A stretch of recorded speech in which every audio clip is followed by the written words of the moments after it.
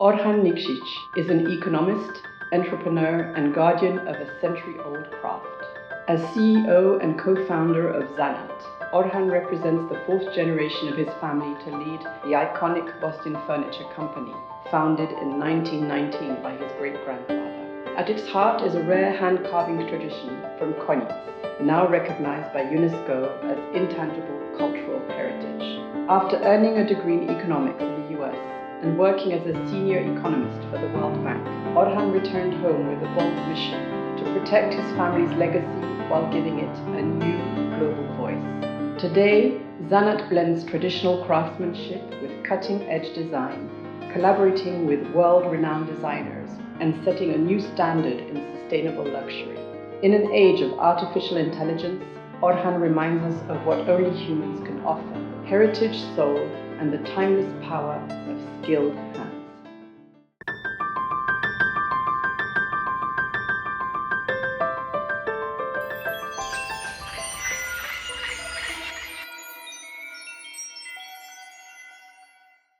So welcome, Orhan, to this episode of Beyond School. I'm very excited to have you here tonight. I'm very excited because it's all about human potential, and I'm interested in your path, in how you've evolved from doing very, very different things into your life. Everything always merges and creates who we are, obviously, but it's always exciting for me to meet people who really have jumped into different things in their life and followed something greater than the traditional path. Or the obvious path. But before we dive into your business and all the activities that you have around it, I would like to talk a little bit about your personal path, because it's very relevant to what you do today. There's a story behind Zanat in you and probably in your family. And would you be willing to share a little bit more about? I left three times. I first left to study as an exchange student to complete my high school in the United States in '91, before Yugoslavia fell apart. And then I was naive enough and obviously quite emotional to return in '92, when the war already started here, to find a very different reality. And then I worked for an international humanitarian aid organization for 2 years during the war. Left again in '94, and then I got a scholarship and I went to university in California and did a graduate school there. And then from there I worked in a big corporation in the electricity sector in Los Angeles. And then again I came to Bosnia to spend a couple of weeks of summer vacation, and I decided I was not going back to my job, and I got a job here doing something very interesting. I was working in the Office of the High Representative, working on economic reforms, working as a senior advisor to Patty Ashdown, who was a High Representative at the time. Then I decided, okay, it was time. I got a call from somebody I knew in Pristina, in Kosovo, and there were interesting things happening there. We were preparing the economic institutions of Kosovo before it became an independent country. I worked there for 3 years. Then I got a call. I didn't work for the World Bank, but I collaborated with some people on some projects, and they asked me if I wanted to apply for a job, which I did. Worked here for a couple of years in Bosnia, in Sarajevo. And then I moved to Washington, D.C., to the headquarters of the World Bank. From there, went to Jerusalem, where I was in charge of the Palestinian economy for 3 years. I guess there I said probably this as exciting as it's gonna get in the World Bank. And in the meantime, I was talking to my brother. He studied architecture here, and he joined the family business as soon as he graduated.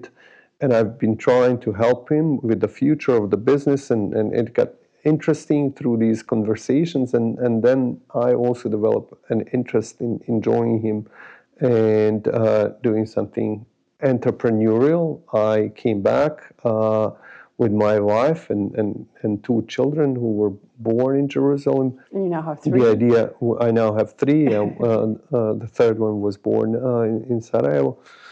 And we spent the last 10 years building an international design brand on the foundations of our family's wood carving business. I find that fascinating because it's not a typical path. I'm sure that there's coherence in everything that you did, and everything that you did built up to where you are today in a certain way. Is that true? Is there coherence? I don't know. Even for me, I mean, the only coherence is that my decisions were always made based on what I felt would make me feel, make me happy and make me feel good about what I'm doing, where I'm living, whether it's a debt to Bosnia or just an attachment that you couldn't get Bosnia out of me. The gravitational force was strong. You know, if I wanted to think of my career and what the logical next steps would be, I wouldn't have done the things that I have done, but things that I've learned in everything I've done have certainly helped me in everything that I've done in the future. There are very few kinds of knowledge that we can acquire that are completely useful. And sometimes actually it can be even more knowledge that you obtain in one context can even be more useful in a completely different context. And I found this working with creative people in the design industry, because we think in different ways, and that, you know, it's not, most often it's not bad. These kinds of different knowledge can complement each other very well. Coming back to your family business, rooted in tradition and crafts, how has that shaped your view of human potential? Obviously, it's hard to say.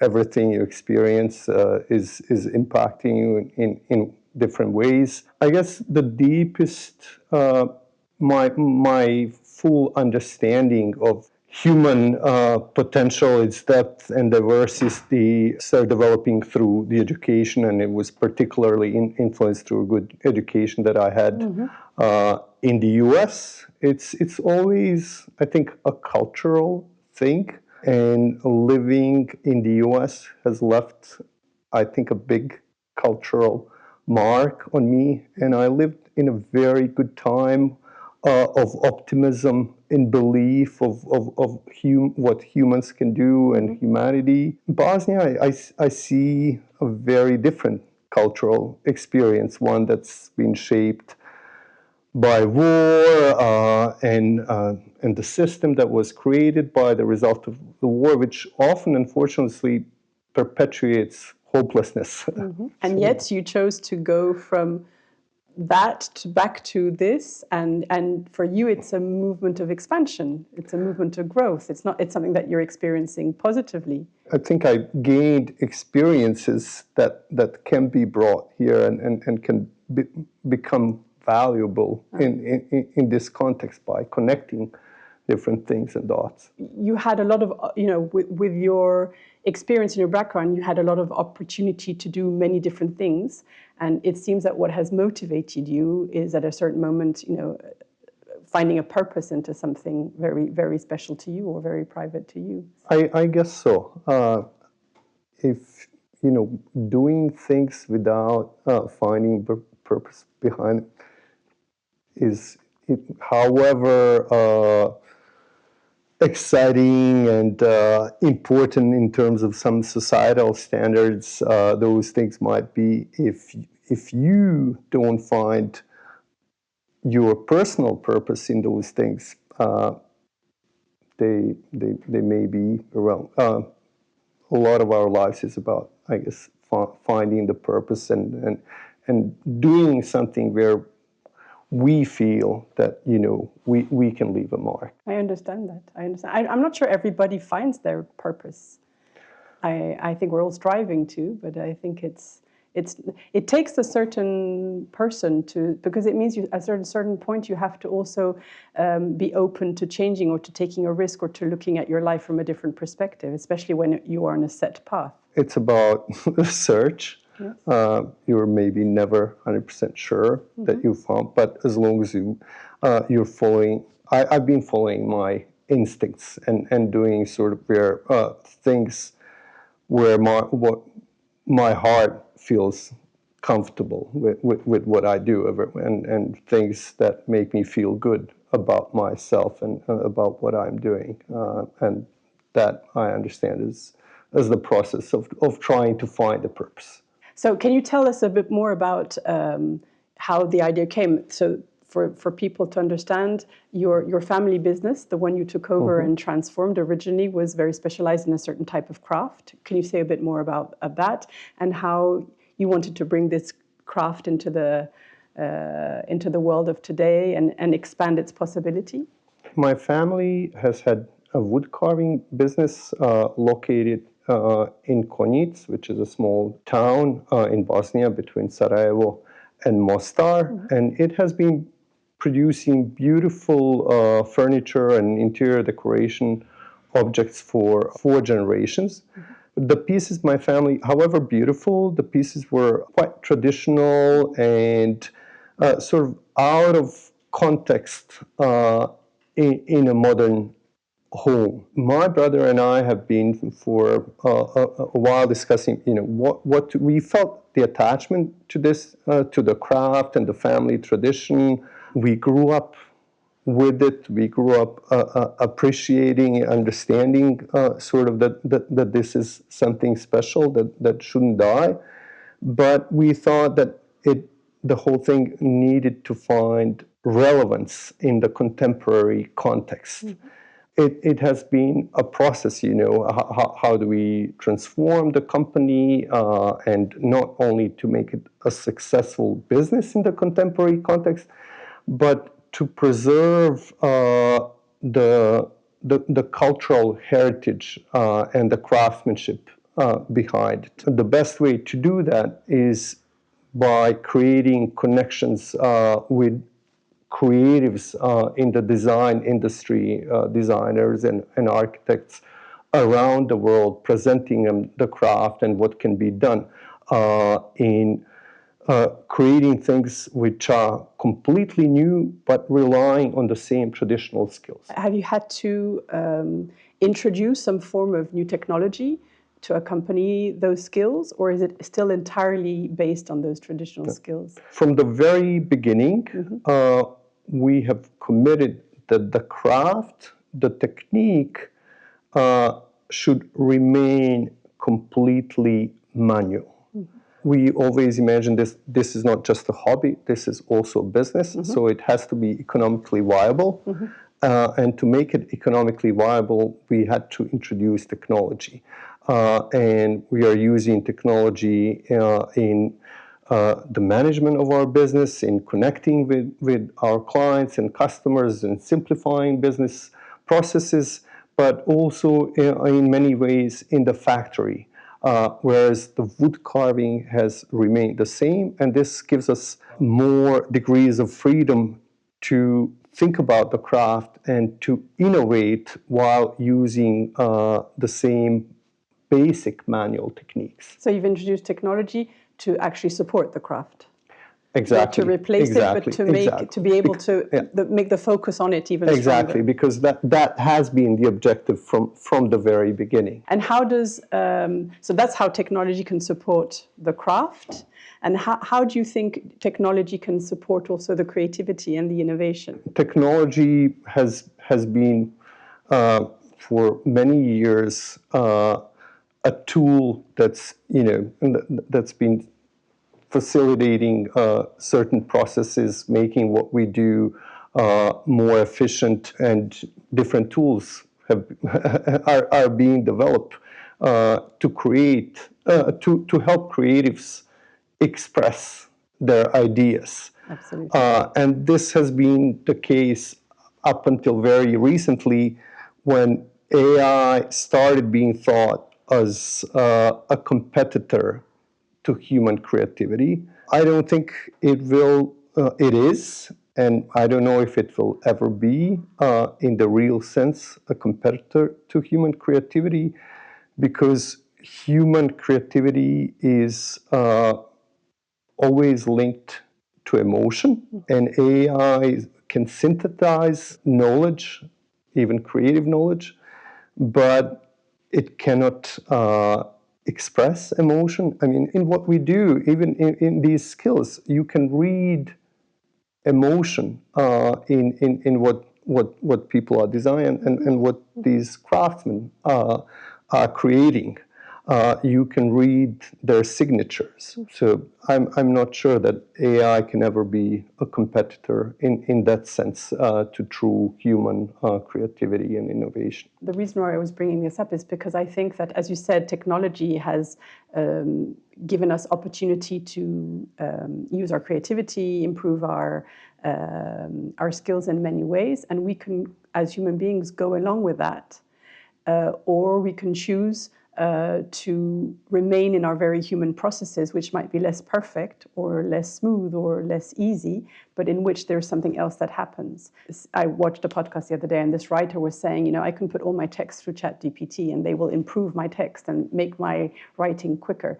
But sometimes I don't care if there's going to be a typo or anything, because I want to be able to be the owner of my text. And I want it to be slow because at my pace, I want to be able to continue writing. So I have this technology that helps me, and it does help me with my creativity. It could help me. But somehow I want to keep this very human side, which is maybe a bit more laborious and a little bit more, tedious at times, but also it's much more authentic and it feels right. So that was why I was asking you. Yes, technology can help you, and I understand, because I think it's a decision we have to make. Yes, I'm sure AI will be able to replicate a lot of things, but what about us human? We are the recipients of what you create, and is that what we want? We also involve in creative process, and creative is not always a means to an end, and in particular may not be a means to a pecuniary or monetary. Yes. We naturally desire to do creative things. That's part of who we are. Absolutely. And others appreciate our effort, creativity, the time spent, and there's both a supply of this because we like it, and there's demand related to the appreciation of human effort and creativity. So I don't think that's going to go away. And would you say that these designers that you work for, who also probably have designed in a more industrial context, beautiful objects that are produced in factories in a different way, do you think that they are drawn to your company and to working with you because you have this other type of process that is still happening? Is that? Absolutely. I was very curious in the beginning why,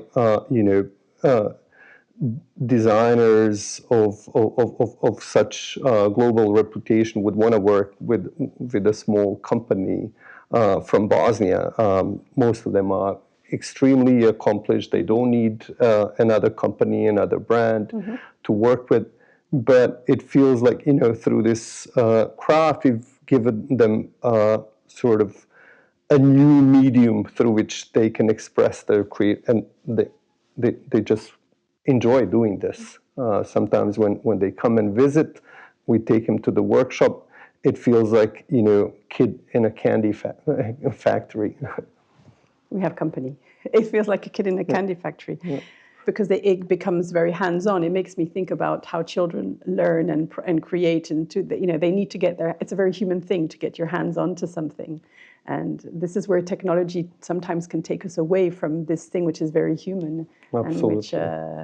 And working by our hands has made us who we are. And that's also, right, how we first discovered the world, by touching things, putting them in our mouth. And I guess that urge never goes away. The techniques you work with in your company, they're protected techniques by the UNESCO, if I understand correctly. They're very specific and they have a protection. The whole tradition of wood carving in our town, Yes. Konjic, has been inscribed on the UNESCO list of intangible cultural heritage of humanity in 2017, and that's probably the highest honor a craft tradition can receive. What UNESCO is trying to find is how significant this tradition is to the local community. Mm-hmm. You can read influences of different cultures, and also it has evolved through history, but nevertheless, it's remained. It's something that people recognize and value and continue to value.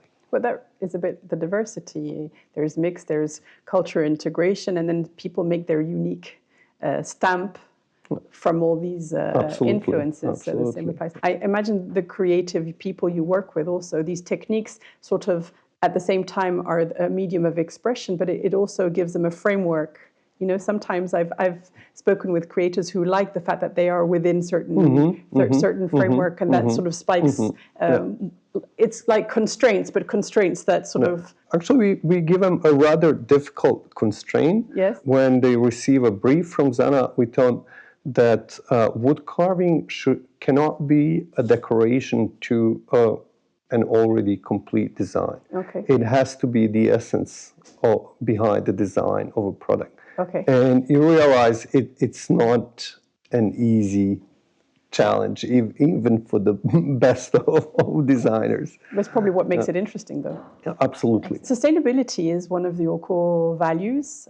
It's a word that's used and reused and misused. And so what does it mean for Zanat to be a sustainable company? I personally come from a background of sustainable economic development with the World Bank, and that's also part of who I am. And from the very beginning, I tried to embed certain principles related to sustainability in the philosophy and culture of our company. It is a concept that's discussed a lot. There is a lot of misuse of the concept of sustainability for marketing purposes, because we understand, I think somehow, even subconsciously, the importance of sustainability. We understand that we are all tied to this one planet, that it has limited resources, that how we use those resources will determine our lives and the lives of future generations. And that we try to set certain objectives in terms of which materials we work with, what kind of products we want to make, how we use energy. We only use natural, renewable materials, but I think the most important aspect behind sustainability in Zanat is the fact that we try to make objects that last, that can hopefully become heirloom objects that future generations will want to inherit. I'm inspired by the fact that people still bring pieces of furniture which my grandfather produced to us to repair. They have meaning to them far deeper than the function. It's very easy to meet a function. You can find a comfortable chair, but you cannot easily. This chair you just told me belongs to this house before you. It has a far deeper meaning than the function it fulfills. Absolutely. And that's what we're trying to do with Zanat, and that I think, of course, it's not what I don't like as an economist is people say, yeah, we are 100% 0% carbon, so it's 100% sustainable. I don't know if there's 100% sustainable. You always have to strive to become better, to have whatever we do has certain impact, and you all constantly have to rethink the impact that we are having on the environment, on the community, and we can, sustainability cannot be reduced just to the question of environment, because whatever we do has broader impacts on people, on communities. What we do obviously has an impact on cultural heritage. And we made it a purpose that what we do is also about preserving the craft, preserving cultural heritage. Thinking about our conversation today, I was also reflecting on sustainability, what it means and what it might mean for you. And I was wondering if sustainability is not also, apart from being a value that we're attached to these days, and for a good reason, if it's not also a way to balance out this technological advancement, to sort of rein it in, to make it something that supports humanity, as opposed to take us into a place that where we might lose our connection to what it means to be human. I wonder if that's not a balancing act. Yeah, sustainability, maybe, but preservation of cultural heritage, I think it is a balancing act, because technology is very rapidly taking us into a future that we most of us maybe don't understand. Mm-hmm. And I think cultural heritage provides a memory, and grounding, and it connects us to who we are, where we come from, what we value, and that's why I think it's important. Preserving it is important in this age of rapid technological change, and sustainability of culture, and in the same way of crafts is important in this age of rapid AI development and transformation related to it. Would you say that also our heritage is a memory of skills that we need to survive and that we need to preserve, because one day when we're going to be assisted by so many other things, we might lose certain abilities because we're not exercising them anymore. Indeed, we think, because technological change is mainly focused on efficiency, producing more and less time, and it's not always. It is also often about quality, but we often find ourselves rediscovering some ancient knowledge, which have become obsolete, but still may be valuable in certain situations, in a relationship to a new discovery. And of course, preservation of these is a repository of human knowledge, which, even though it may not seem to have a value at a certain point of time, may have value in the future. It also is something educational. It helps us understand the process of evolution of technology. Absolutely, absolutely. And how could this cultural heritage, these traditions, contribute to our future, the future spark of the next generations, directly to the innovation? Actually, they can provide the inspiration, they can provide the knowledge that may be lost. I just wonder if we focus too much on technology, on AI, and all it can do, that we don't have this dynamic we lose part of ourselves. And I think it's like having, the world is dualistic in that sense, and we should always have this conversation between different parts of ourselves, and that's what you're saying. The memory and the past and the knowledge is a counterbalance, because it provides a conversation.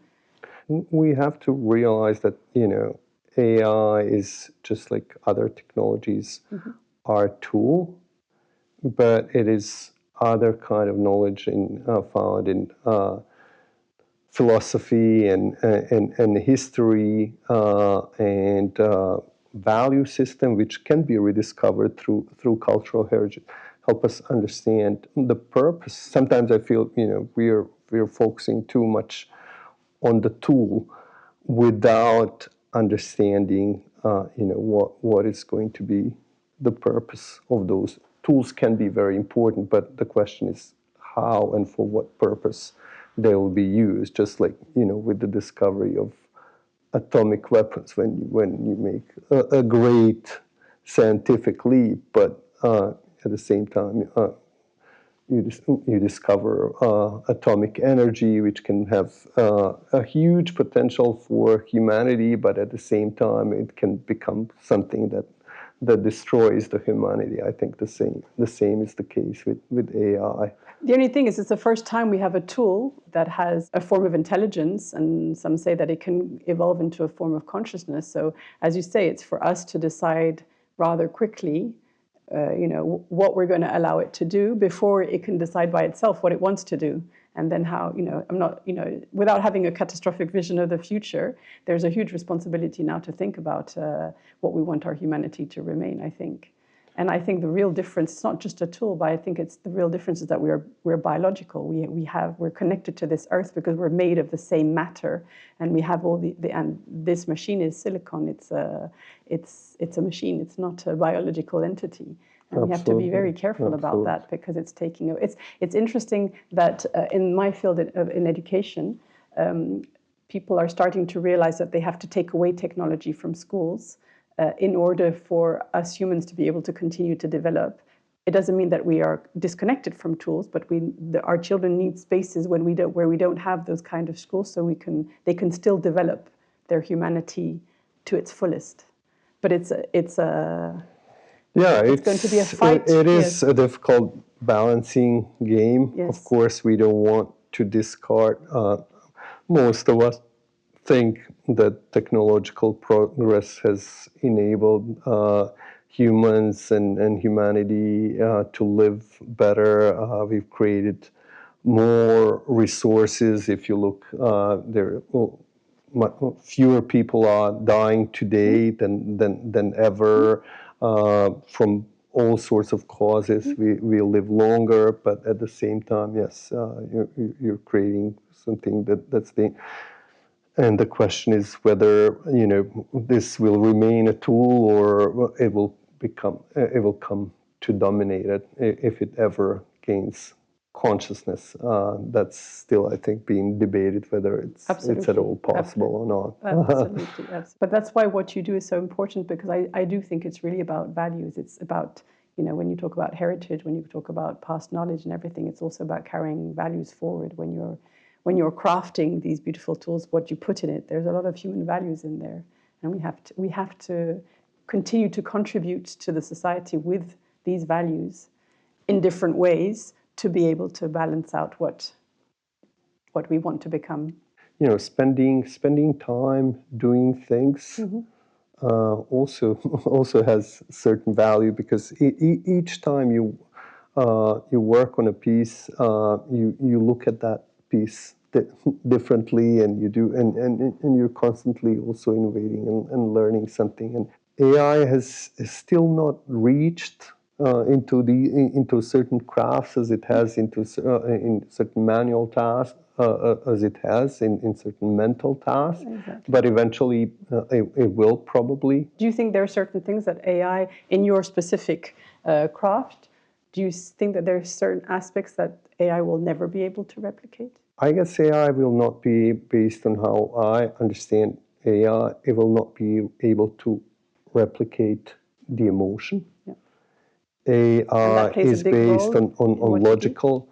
It plays a significant role, and it's not only about being able to okay, if AI can replicate something, does not necessarily mean humans should not do it, because humans will do it because we want to do it, and other humans will want it just because a human has done it. So this, to a certain extent, makes the AI irrelevant. So the value will be in the humanness of the process. Exactly. at a certain point. Exactly. And human is in the process in appreciating as much and valuing as much the process as you value the final result of that process. How easy is it for you to find people who still want to dedicate their professional life to being craftsmen? It's not easy. I would say it's, nothing in what we do. I think it's really easy, but it is possible. Okay. People find this. They're still doing many professions which are more arduous, more boring, and I think we in the future will have to invest more in raising an awareness about what we do, because I see that people do get attached and like it, but for many people, even in our community, I feel that there's a lack of understanding about the value of this type of work and of the craft.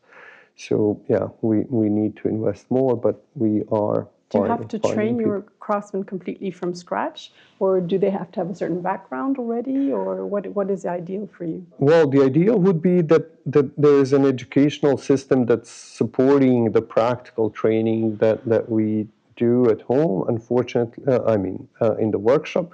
Unfortunately, the current educational system is not supporting this. All levels of authority in Bosnia have committed to starting a vocational education program in woodcarving, because it's been inscribed to the UNESCO list, and this is a way of ensuring the future of the craft. It hasn't happened, so we do all the training in-house. We are actually at the moment working on a project and working with some people at the Academy of Arts here to strengthen the training program, the curricula, the grading system, so that different degrees of knowledge can be documented and can be tested for, and people can be recognized for different levels of skills in this profession. Okay. Yeah. That's wonderful. That's an exciting project. Yeah, it's so we call it woodcarving academy. Yeah. You have to innovate in this system. Absolutely, absolutely. But it's fun because it enables you to create something from scratch. So maybe from the beginning it can be designed in a way that is well designed. I mean, it can be hopefully interesting, and maybe you could one day attract also people that are not from here, because that would be good also, that the craft expands. We do actually get inquiries from people from abroad, different countries, quite regularly, wanting to learn the craft, or people just wanting to take, do we offer a week-long courses in wood carving. And with this academy and our capacity to do that, we'll grow, I suppose. I'm going to watch that closely. It really interests me. So that's an exciting development, I find. And it gives more opportunities. I think young people don't now, that's again something in my field, a lot of young people, they have, it's either law or economics or medicine or engineering or whatever. And there's all other types of professions that are still there for young people and that are worth coming back to in this time and age. So, I mean, I can see a doctor being replaced by AI faster than maybe a skilled craftsman. Yeah. Because when you think about diagnostics, it's very algorithmical, and then there science and AI will probably become more capable than humans sooner. There was a research we read the other day that was exactly saying that they had done the test between an AI and a doctor on diagnostics, and that the doctor, 80% of the doctors didn't get it entirely right or miss certain things, in the same time as the AI, who made very little mistakes in the diagnostics. I'm not surprised at all. Yeah. I don't have the right values. I'm not citing it correctly, but it was interesting. Do you see yourself diversifying into other types of wood carving that are not from here, or in another type of craft that would be from here, that would be... Well, we are constantly innovating with it, right? And you can say whether it's from here, it's Zanat. It is from here because we are creating. But if you look at the things we've done in the past and things we do now, you see a big difference. Okay. But we are constantly creating, and we are creating here with the help of creatives from different, and of course they bring ideas which are influenced by their cultures, by their experiences. But we are the ones who implement, and everything that we do with designers is the result of an iterative process, because they have an idea, and that idea has to be tested, it has to be translated by the craftsman, and it's the result of this symbiotic relationship between the craftsmen. And in this way, we will continue to innovate. So it's diversifying from within.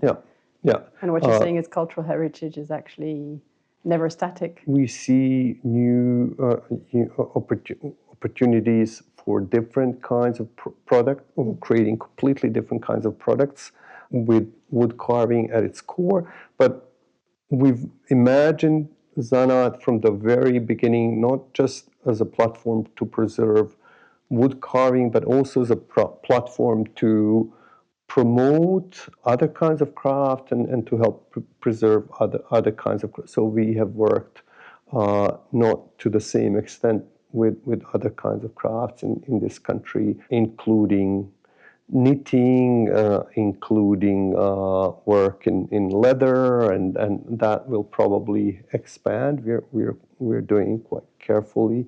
We are also looking at the possibility of creating products out of waste, even though there's no waste in real sense. That's the result of our but we are always trying to think of how we can add even more value to something that would normally end up as waste as a result of the production process. Well, you already use all the chips for your packaging. We use the chips not only for pack, but we have a product actually that uses. Yes, we've productized the chips in the perfume. Yeah. You've talked about a lot of different things that through Zanat are emerging and that will go out and are going out into society. But maybe I'm asking you this a little bit early, but if there's something that would define your legacy through Zanat, what would that be for you?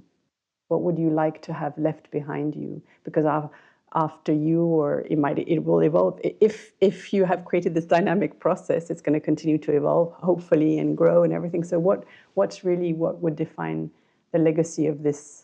I would be very happy if our legacy was that we've created a model of a company that has a purpose other than being economically viable and creating profit. Of course, a legacy of preserving a cultural heritage of our town and country, and creating a brand that is based on this legacy is a good legacy to have. You talk a lot about your business model being something that have you ever been, because I know you're in contact with creatives, you go to fairs on that related to your business, but have you ever been contacted by entrepreneurs or places where we've asked you to come and talk about the model in itself and not necessarily the product, and are people interested in your model? People have been interested, and in particular also people from other companies who work in craft, even really well-known companies who work and have come, and I can see something draws them, because several people from the same companies have come independently of each other, asking about this more. Yeah. Okay. So there's something special that you do differently from others? We try, sometimes maybe too hard. I even tell people to reinvent the wheel, even if the wheel is already there. But if you're going to take something from a model that already exists, we have to understand why we are doing it, not just okay, yeah, this cool technology, let's have it. Always asking the question, why? What are your immediate plans? In terms of business, this 2025 is the 10th anniversary of Zanat since we launched the brand globally, of course, on the foundations of a much older family business. And we are marketing it through different activities. We have an event interesting event in London on June the 12th in the Bosnian Embassy. And it's also linked very much to how we see Zanat. It's not just the promotion of our company and our products. It's a cultural event that the aim of which is to educate UK based people about the culture of Bosnia. So we're going to have somebody talk about the evolution of interior design in Bosnia. We're going to have Damir Imamović perform and talk about Sevdalinka and bringing all these things together. It's also about promoting our culture and our heritage, and that's and how it's all connected also. Absolutely. Yes. Absolutely. And it is all connected. So what would you say now to a young high school graduate who's wondering what to do with his life? Everything's changing so fast. Should I study this? Should I study that? If I study this, am I stuck forever in what I will do? How, what if my focus of studies become, obsolete? If I want to become a translator now, ChatGPT soon will do that better than me. Doctors. It is a bit more difficult, but I think study as broadly as you can. Don't focus your learning on learning one set of skills. Skills are important, but broader knowledge. I mean, I don't know, when I was at university, I think I learned as much from the studies of humanities and as I did from the study of science, and something that gives you specific skills. Focus on fundamental knowledge. Learn to love to learn. I think this is very important. This will enable you to adapt and think of AI and technology as a tool, and how it can be used to make you more productive. And also follow your heart, because we learn best when we are motivated, and we are motivated when we follow our desires and our instincts. Your character is your destiny. And somebody also once told me, "Šta te zaljulja, to te sahrani," which means what rocks you when you're in the cradle, it will also bury you when you die. I was born with the smell of wood. My father's workshop was my first playground, and I guess I never could get that out of me. When I told people that after everything I've done, I'm coming back to Konjic to take over the family. Most people, well, 10 years later, after we've created a new reality, I think people understand and will say, "Bravo, a good thing." But 10 years ago, people were thinking. People think absolutely, and it is in a way. It is risky, of course, but that's the beauty of. If we understood all the risks up front, many things would never happen. That's true. That's true. Yeah, it's they unroll to you one at a time and become digestible. But if you understood everything before, you wouldn't do it, and that's the beauty of it. That's I think why we have to learn to trust also whatever guides us to do certain things. Sometimes you have to stop thinking too much and just believe that you're feeling your way through is not a bad thing. So thank you, Orhan, very much for this wonderful conversation. And I look forward to your 10-year celebration. This was very interesting, very thoughtful interview. Thank you for inviting me. And yeah, I enjoyed it very much. Thanks. Thank you, thank you, thank you.